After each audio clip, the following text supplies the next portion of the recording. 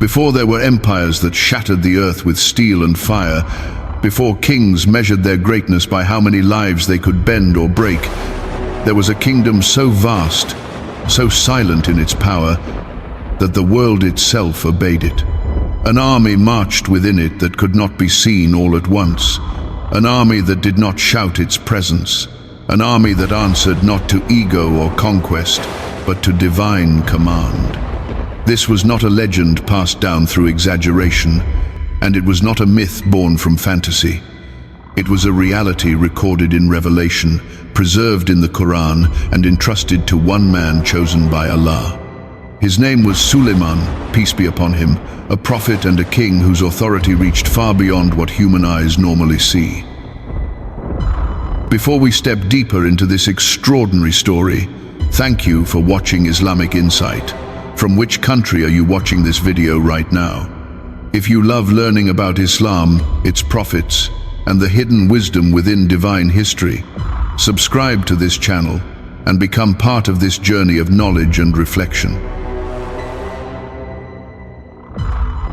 Suleiman was not a king who rose through bloodshed or ambition. His story begins with inheritance, but not the kind measured in gold or land. When the Prophet Dawood passed away, Allah tells us that Suleiman inherited him, and the emphasis is deliberate. What Suleiman received was not merely a throne, but a legacy of revelation, justice, and deep understanding. He was granted wisdom while still young, judgment that astonished elders, and insight that penetrated beyond appearances. Allah favored him with a rare gift, the ability to understand the speech of birds and creatures, not as a novelty, but as a sign that this kingdom would operate differently from all others. Knowledge stood at the center of his rule. Every command, every decision, every moment of authority flowed from awareness of Allah rather than self-importance. Suleiman openly acknowledged this blessing, proclaiming gratitude instead of pride, recognizing that knowledge itself is a test. A ruler who knows more is not greater unless that knowledge leads him closer to obedience and humility. What followed was the emergence of an army unlike anything humanity had ever assembled. Suleiman did not gather his forces through fear or force alone.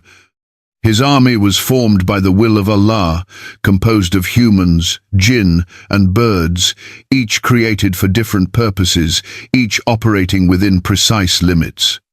The Quran describes them moving in ordered ranks, not clashing chaotically, not acting independently, but unified under a command structure rooted in divine law. Human soldiers marched with discipline and responsibility, bound by moral accountability. The jinn, beings of smokeless fire, served under compulsion, not allegiance, performing tasks that exceeded human strength, building, transporting, diving, and laboring under strict oversight. Birds filled the skies above, watching, signaling, forming living formations that shaded the army below and extended its reach across land and distance. Nothing was random, nothing was uncontrolled. This was not domination for spectacle, but harmony enforced by obedience to Allah. What makes this army truly secret was not that it hid in shadows, but that its reality is beyond what the material world can normally comprehend. No human king before Suleiman commanded creatures from different realms without corruption, without worship, without magic. The Quran is clear so that no confusion remains. Suleiman did not enslave the jinn through sorcery, nor did he bargain with unseen forces. They served because Allah ordered them to serve, and those who disobeyed were punished severely. This distinction matters deeply, because it separates prophethood from illusion, revelation from deception. Suleiman himself constantly reminded his people that every ability he possessed came from Allah alone and could be taken away at any moment. As this army moved across the land, it was not driven by conquest for wealth or domination. It was a tool for establishing justice, removing oppression, and calling people back to the worship of the one who created them. The strength of Suleiman was not measured by how many feared him, but by how much he feared Allah. His authority was vast, but his heart remained restrained by accountability. Even with power over forces humans could barely imagine, he never forgot that kingship is temporary and that the true kingdom belongs only to Allah. This balance between overwhelming power and unwavering humility is what makes Suleiman's story so unsettling, so inspiring, and so relevant even today, because it forces every generation to ask the same question. If such power were placed in human hands again, would it be used with gratitude, or would it corrupt the soul beyond repair? The authority given to Suleiman did not stop at living creatures, nor was it limited to what walks the earth or flies above it. One of the most astonishing signs of his prophethood was mastery over something no king could ever claim, the wind itself. Not storms unleashed in chaos, not destruction sent blindly, but wind restrained, directed, and obedient by the permission of Allah. The Quran describes it clearly: winds that carried Suleiman gently wherever he wished, winds that completed journeys of a month in a single morning and returned a month in a single evening. Distance collapsed under divine command. Lands that would take caravans weeks to cross were reached before the sun could climb high in the sky. This was not spectacle for display, nor power for vanity. It was a functional tool woven into the daily reality of his rule, allowing justice to reach far corners of the earth swiftly and decisively.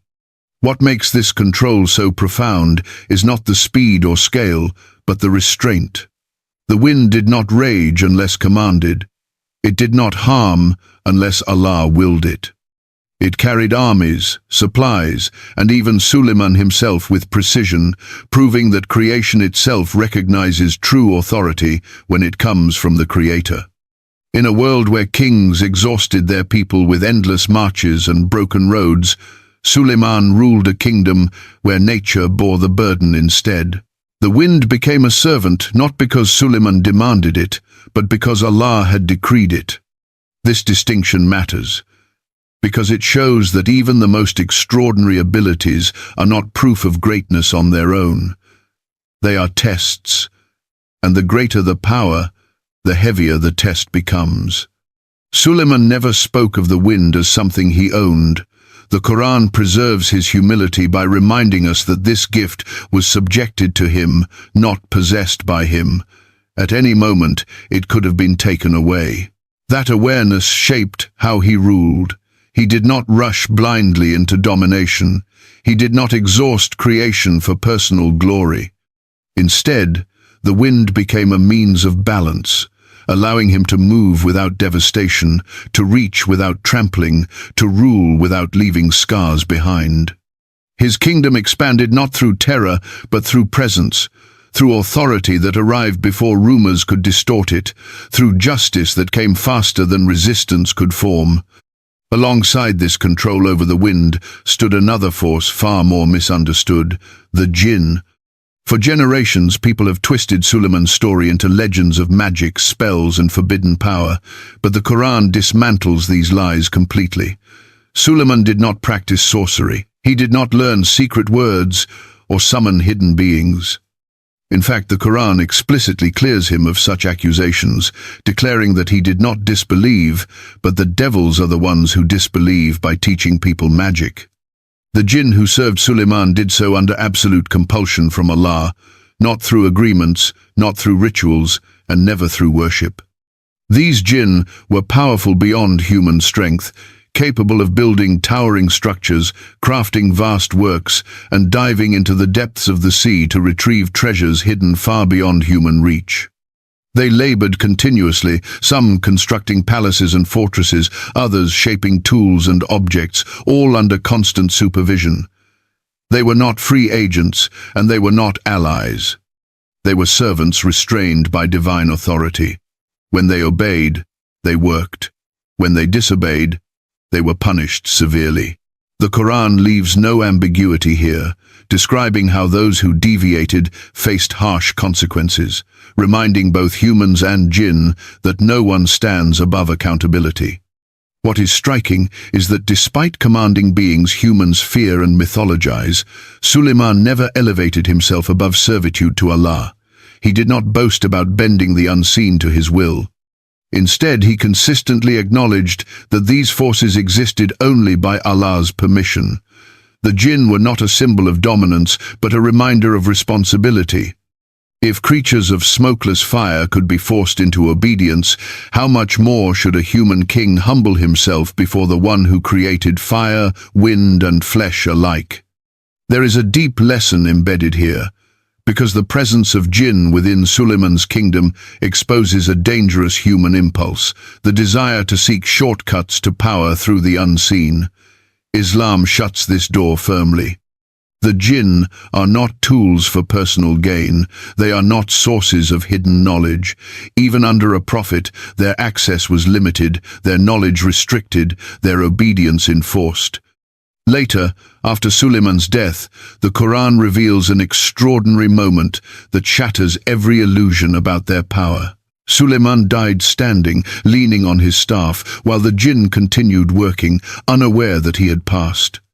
Only when a small creature gnawed through the staff did his body fall, and only then did the jinn realize the truth. If they truly possessed knowledge of the unseen, they would have known, but they did not. This moment alone ends every claim that jinn hold secret access to destiny or divine knowledge. In Suleiman's rule, the jinn were reduced to what they truly are, created beings subject to command, capable of labor but ignorant of the unseen. Their strength did not elevate them. Their speed did not empower them. Their presence only magnified the glory of Allah, who alone controls every realm. Suleiman's greatness was not that he ruled them, but that he never relied on them. His heart remained tied to Allah, not to power, not to miracles, not to forces that could impress the world. Together, the wind and the jinn formed parts of a kingdom that operated on a level no human system could replicate. One moved silently through the skies, carrying justice faster than oppression could hide. The other labored in the unseen, building without rebellion, restrained by divine law. Yet neither defined Suleiman's success. His success was defined by gratitude, by restraint, and by constant awareness that everything he commanded could vanish in an instant. This is what makes his story timeless. Not the spectacle of power, but the discipline of humility. Not the scale of authority, but the weight of accountability. And in a world still intoxicated by control and dominance, the kingdom of Suleiman stands as a reminder that true power only lasts when it bows to the one who grants it. As vast as Suleiman's authority was, one of the most revealing moments of his life came not from a throne room or a battlefield, but from a voice so small it could have been ignored by anyone intoxicated with power. As his immense army moved across the land, ranks of humans marching in discipline, jinn laboring under command, and birds filling the sky above, Suleiman heard something that no ordinary king would ever notice. It was the voice of an ant, calling out to others, warning them to retreat into their dwellings so they would not be crushed beneath the advancing forces. In that instant, the scale of the moment became extraordinary. A king whose command reached the wind, whose orders bound the jinn, whose name inspired awe across regions, paused because of an insect. The Quran tells us that Suleiman smiled, not with arrogance, not with mockery, but with gratitude. His reaction is deeply telling. He did not laugh at the ant's fear. He did not dismiss its concern as insignificant. Instead, he recognized the mercy in being allowed to hear it at all. He turned immediately to Allah, acknowledging that this understanding was not his achievement, but a gift. He prayed not for more power, not for greater dominion, but for the ability to remain grateful and to act righteously in a way pleasing to Allah. This moment exposes the inner core of Suleiman's character. True greatness is not revealed when authority is challenged, but when it is unchallenged. It is easy to act justly when watched, far harder when nothing and no one seems capable of stopping you. The ant incident was not a trivial story inserted for charm. It was a declaration of moral hierarchy. In Suleiman's kingdom, no life was too small to matter, no voice too insignificant to be heard. His power did not numb his awareness. Instead, it sharpened it. The more authority Allah gave him, the more carefully he listened, the more restrained his actions became. This balance between strength and humility is rare in human history, and the Quran preserves it deliberately, as if to say that miracles alone do not define a prophet. Character does. From this moment of quiet reflection, the narrative shifts again to reveal another dimension of Suleiman's rule, one that shows how order and accountability governed even the skies above him. As Suleiman reviewed his forces, his attention fell upon something missing. One bird, small yet significant, was absent from its assigned position. The hoopoe was not where it was supposed to be.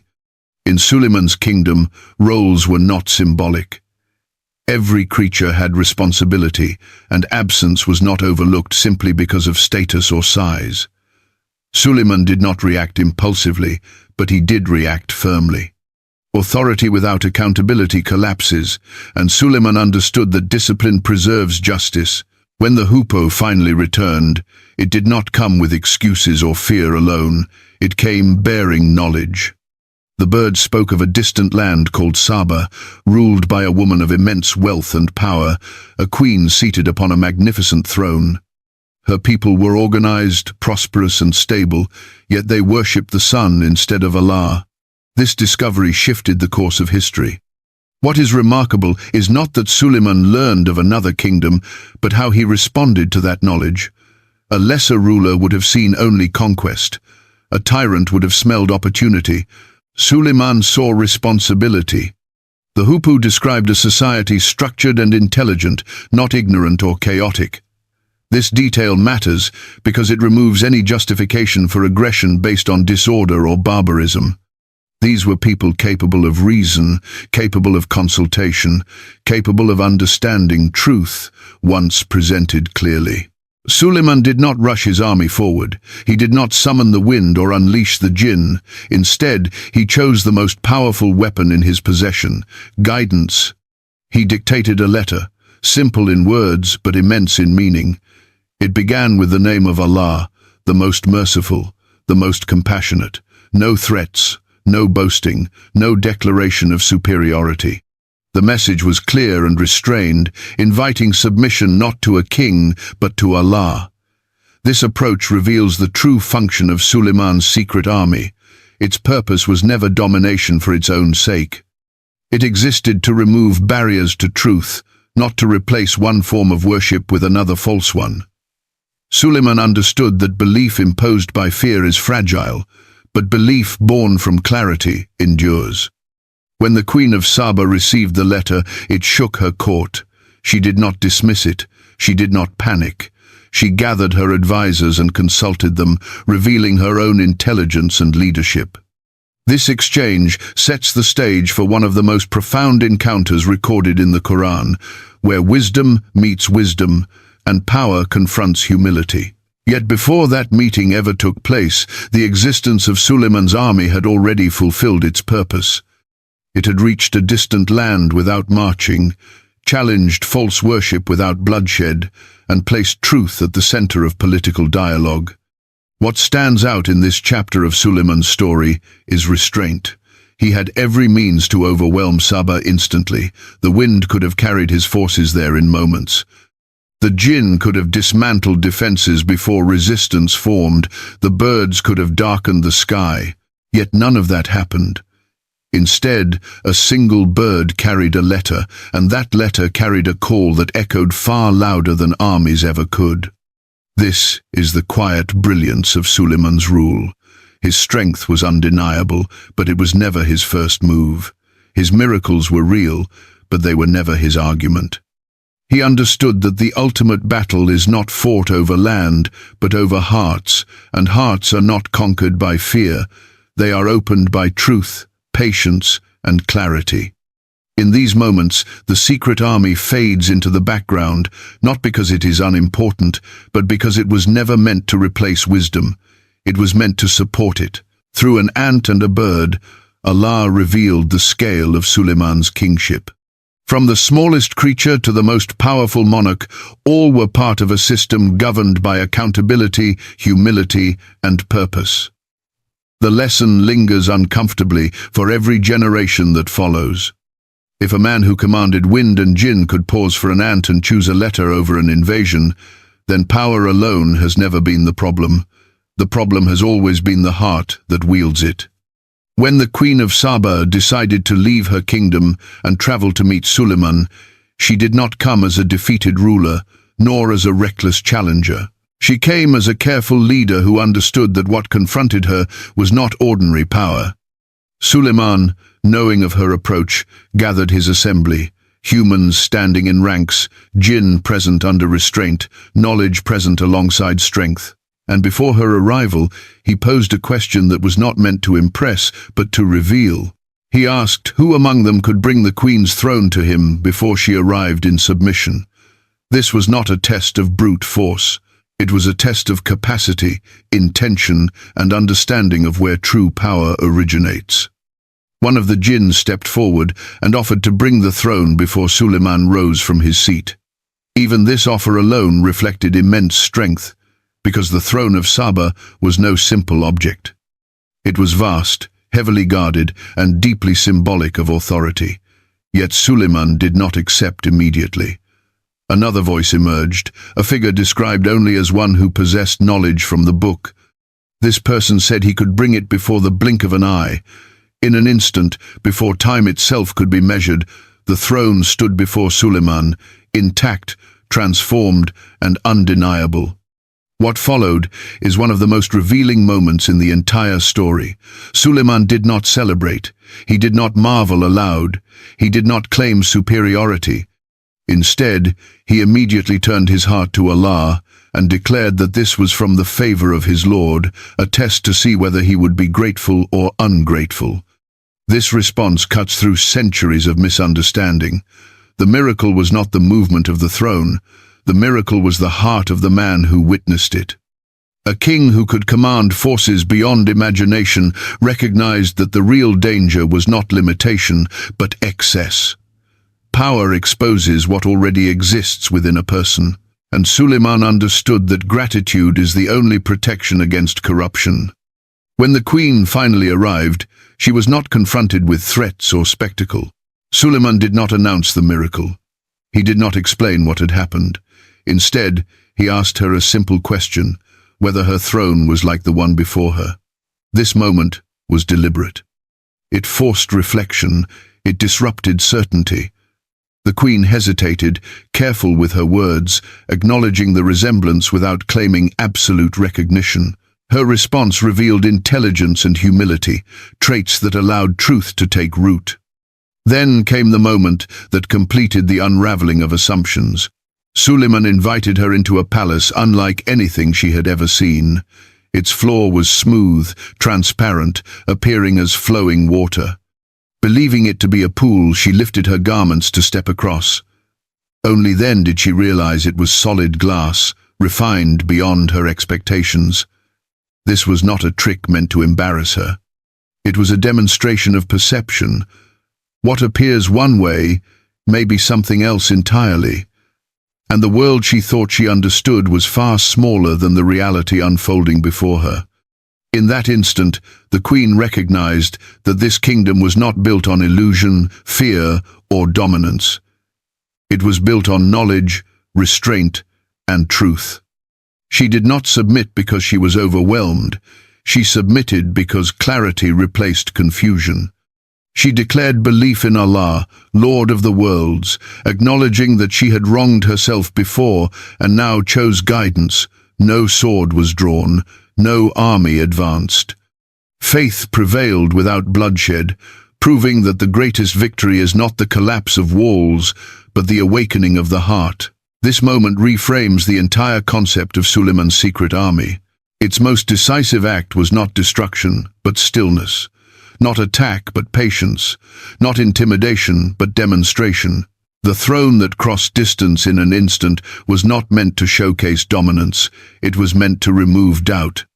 It was meant to show that power exists beyond the limits of human planning, and that such power, when guided by a prophet, leads not to tyranny, but to guidance. What is often overlooked is that Suleiman did not rely on the Jinn to win this encounter. He relied on wisdom. He did not summon the wind to overwhelm Saba. He allowed the queen to arrive by her own choice. He did not manipulate her fear. He invited her intellect.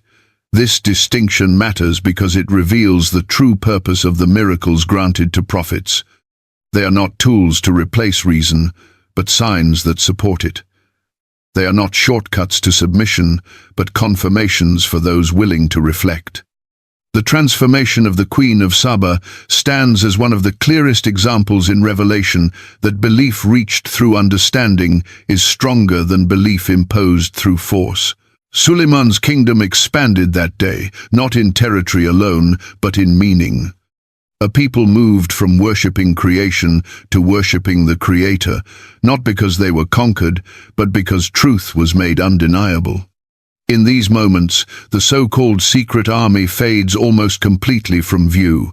The wind is silent, the jinn are restrained, the birds do not darken the sky. And yet, this is the moment of Suleiman's greatest triumph. It proves that the true strength of his kingdom was never the unseen forces behind it, but the discipline with which he chose when not to use them. Power that can destroy but chooses restraint becomes guidance. Authority that can dominate but chooses patience becomes mercy. This encounter leaves behind a lasting question that echoes through time. If a man who commanded forces beyond imagination chose wisdom over conquest, clarity over coercion, and gratitude over pride, then what excuse remains for those who hold far less power yet cause far more destruction? Suleiman's story does not glorify miracles alone, it exposes the responsibility that comes with them. And in doing so, it quietly dismantles every false idea of greatness built on domination, replacing it with a vision of leadership rooted in humility, accountability, and unwavering submission to Allah alone. After the Queen of Saba declared her belief in Allah, the moment did not end in celebration or spectacle. It ended in stillness, the kind that follows truth when it finally settles into the heart. A ruler who once sat beneath a throne of worldly power now stood beneath something far greater, clarity. Her declaration was not emotional surrender or political convenience, it was recognition. Recognition that strength without guidance is fragile, that wealth without truth is hollow, and that intelligence, no matter how sharp, reaches a limit without revelation. Suleiman did not respond with triumph. He did not elevate himself above her. He did not remind her of what he had done or what he could still do. His silence was enough. The transformation spoke for itself. What followed was not the absorption of her kingdom through force, but alignment through faith. Her people were not humiliated. They were not erased. They were invited into a reality larger than the one they had known. This is where many misunderstand the expansion of Suleiman's kingdom. It was not measured by borders alone. It was measured by guidance spreading without coercion. The greatest proof of his success was not the obedience of the jinn or the submission of the wind, but the awakening of a ruler who could have resisted yet chose to reflect.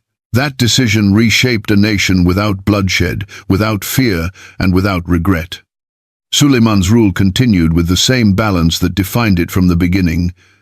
His days were filled with judgment, governance, and remembrance. He resolved disputes with insight that astonished those who witnessed it. He ruled over a kingdom unmatched in scale, yet he lived with constant awareness that every blessing could vanish in a moment.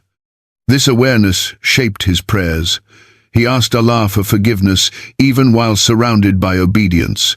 He asked for gratitude even while commanding forces unseen. And in one of the most striking supplications recorded in the Quran, he asked for a kingdom unlike any after him, not for vanity, but for protection of truth. He did not want his story corrupted. He did not want people to attribute his authority to magic, to devils, or to hidden rituals. He wanted it known, unmistakably, that what he possessed came from Allah alone. That prayer was answered. His kingdom stood alone in history. No prophet after him ruled in the same way. No king before or after would command such a convergence of the seen and unseen under divine restraint. Yet even this unparalleled authority did not shield him from the final test that every soul must face. Death did not announce itself with thunder. It did not arrive with collapse or ceremony. It came quietly at a moment known only to Allah. Suleiman died while standing, leaning upon his staff, overseeing the work of the Jinn. They continued to labor, unaware that the one commanding them had already returned to his Lord. Days passed. Work continued. Power appeared unchanged, but reality had shifted completely. Only when a small creature, a termite, gnawed through the staff did Suleiman's body fall, lifeless. In that instant, the illusion shattered. The Jinn realized that they had been serving a command that no longer existed in the world of the living. This moment is one of the most devastating lessons in the entire Quranic narrative. Beings humans fear, consult, and mythologize were exposed as limited. They did not know the unseen. They did not know death had already claimed the greatest king among humans. They continued working out of ignorance, not insight. The Quran makes this clear so that no generation after Suleiman could claim that Jinn possess access to destiny or divine knowledge. If they could not perceive the death of the prophet they served, then what knowledge could they possibly claim beyond what Allah allows? Suleiman's death dismantled superstition in a way no sermon ever could. It revealed that the unseen is guarded by Allah alone. It reminded humanity that even the most extraordinary authority dissolves silently. No army halted. No wind cried out. No Jinn announced his passing. The greatest kingdom on earth shifted from command to memory without resistance. Yet his legacy did not end there. The story of Suleiman is not preserved to impress. It is preserved to warn and to guide. It warns those intoxicated by control that power is temporary. It guides those burdened with responsibility to restraint. It confronts humanity with an uncomfortable truth, that the problem has never been access to power, but the character of those who hold it. Suleiman ruled forces that could terrify nations, yet he feared Allah more than he feared losing authority.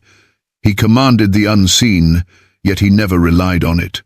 He was given what no one else would receive, yet he remained grateful instead of entitled. His miracles did not elevate him above servitude. They anchored him deeper within it.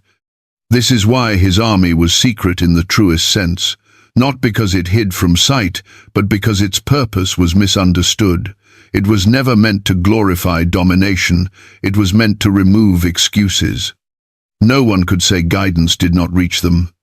No one could claim truth lacked clarity. When power, knowledge, and humility align under revelation, denial becomes a choice rather than a defense. The Quran leaves us with Suleiman not as a symbol of unreachable greatness, but as a mirror that asks every ruler, every leader, every individual entrusted with influence a simple question. If such power were placed in your hands, would it make you grateful or arrogant? Would it soften your heart or harden it? Would you pause for an ant or crush it without noticing?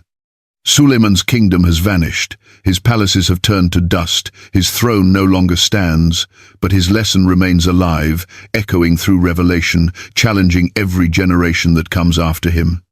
That true strength is not measured by how much you control, but by how much you submit. That miracles mean nothing without humility.